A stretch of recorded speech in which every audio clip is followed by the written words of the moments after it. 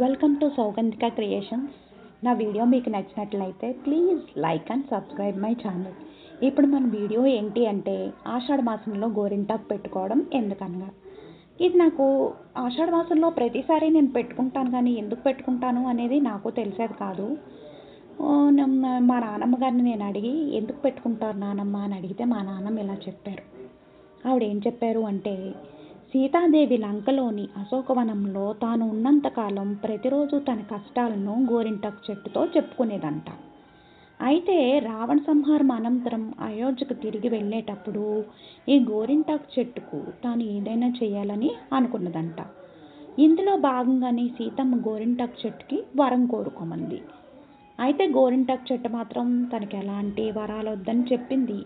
ప్రస్తుతం నీ మోము ఎలా సంతోషంతో కళకళలాడుతుందో సీతమ్మ, నీలాగానే లోకంలోని మహిళలందరూ నీ అంత సంతోషంగా ఉండాలని ఆకాంక్షించిందిట గోరింటాకు చెట్టు.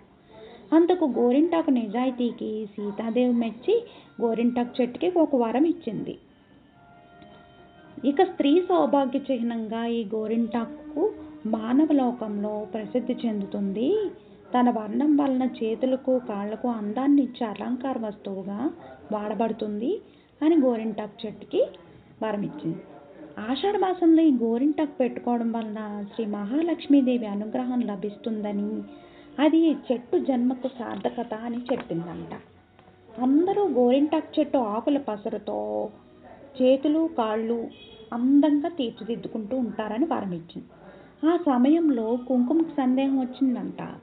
ఏమిటి అంటే, ఈ గోరింటాకు ఆకు పసరుని నుదుటిని పెట్టుకుంటే నా ప్రాధాన్యత తగ్గిపోతుంది, ఎవరూ కూడా కుంకుమను వాడరు అని చెప్పి సీతమ్మదేవికి తన అనుమానం వ్యక్తం చేసిందిట కుంకుమ.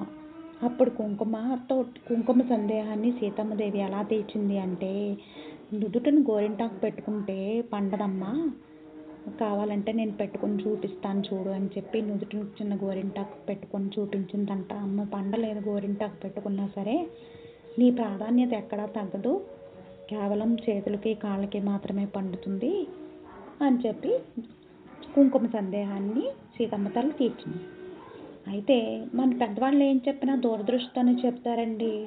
గోరింటాకు చెట్టుని ఆషాఢ మాసంలో పెట్టుకోవాలి అని చెప్తారు కదా. అయితే అది ఎందుకు అంటే, ఆషాఢ మాసంలో ఎవరు ప్రార్థిస్తారో గోరింటాకు చెట్టుని, వారి చేతుల్లో గోరింటాకు పెట్టుకుంటారో వారికి సకల సంపదలు సుఖ సంతోషాలు చేకూరుతాయి, వారి జీవితం సంతోషకరంగా ఉంటుందని మన పెద్దవాళ్ళు చెప్తున్నారు. అందుకే ఆషాఢ మాసంలో గోరింటాకుని మహాలక్ష్మిగా ధ్యానించి చేతులు పండేంతగా పెట్టుకుంటే మహిళలకు ఎలాంటి కష్టాలు ఉండవని, శ్రీ మహాలక్ష్మీదేవి అనుగ్రహం లభిస్తుందని పురాణాలు చెబుతున్నాయి.